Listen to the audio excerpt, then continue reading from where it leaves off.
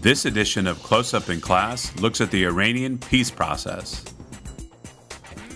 Should the Senate move forward with sanctions against Iran during the nuclear agreement negotiations?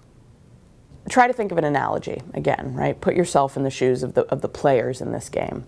So let's say your parents give you chores to do, and if you don't do your chores, you get grounded.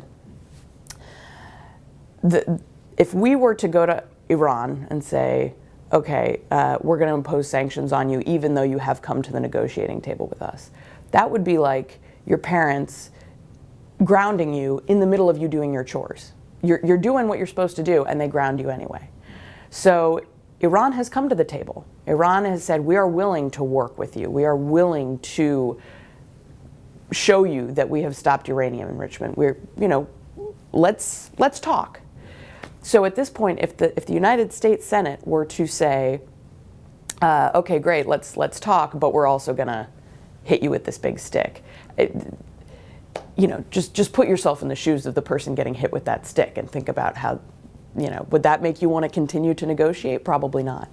If I was a United States Senator, I would vote for sanctions. I believe the sanctions should be passed at this time. Remember, these are only a future threat hanging over the head of the Iranian government should the negotiations not work out at the end of 6 months. There's nothing that would impact the Iranian economy right now.